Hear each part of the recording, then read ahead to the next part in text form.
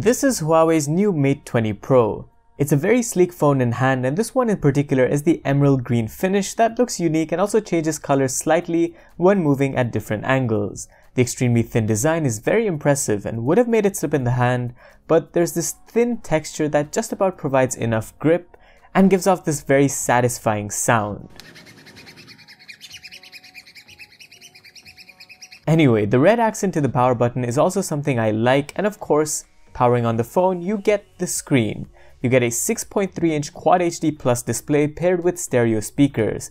There are curves off to the sides for a seamless and immersive look, and although we don't find the headphone jack, Huawei's bundled in an underrated but useful IR blaster and has made changes to the SIM tray positionally as well as inside. The traditional home button for navigation from the P20 series, which also doubled as a fingerprint scanner, is now gone for added screen real estate. But instead of completely removing the scanner, the Mate 20 Pro sees it go inside the display. That's pretty incredible and gives users the flexibility to choose how to access their device. It's definitely not as fast as a conventional scanner, especially when you're scanning with the device screen off, but it's impressively fast for an in-screen sensor. You might have also noticed the notch on the Mate 20 Pro, which is bigger than the P20 Pros to accommodate facial recognition. You'll find relevant sensors here like an illuminator and a dot projector, and the experience as a whole is secure and works very fast from the time I've tried it. One of the biggest changes with the Mate 20 Pro comes in the cameras.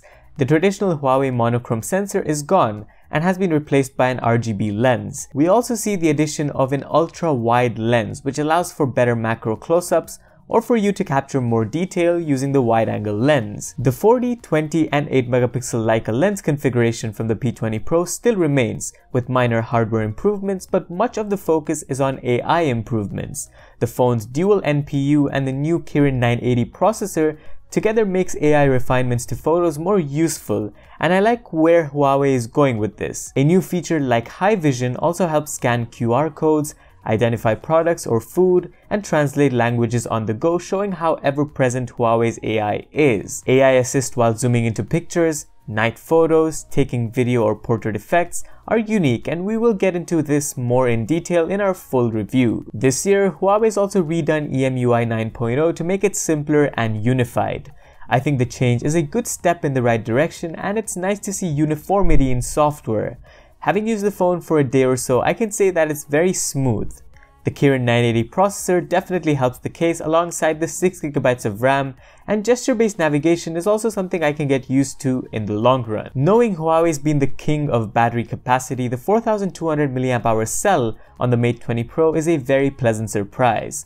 Huawei claims it will be able to provide a day to a day and a half's worth of usage, depending on how you use your phone of course, but we will have to try that for ourselves. As for charging, the improved supercharging now lets you go from 0 to 70% battery capacity in 30 minutes of charge, and for the first time Huawei is supporting wireless charging. It can charge at a rate of 15 watts, which is faster than conventional, and the really impressive part is that it can wirelessly charge other phones seamlessly, and that really has my mind blown. But for now, that's what I make of the phone. I'm sure I'll learn more about the phone in the coming days and will look to post a full detailed review coming up in a few weeks. That's all from me. Thank you guys for watching, and check out our other videos on the channel. Subscribe for more Mate 20 coverage, including speed tests and camera tests very shortly, and I'll see you in the next one. Adios.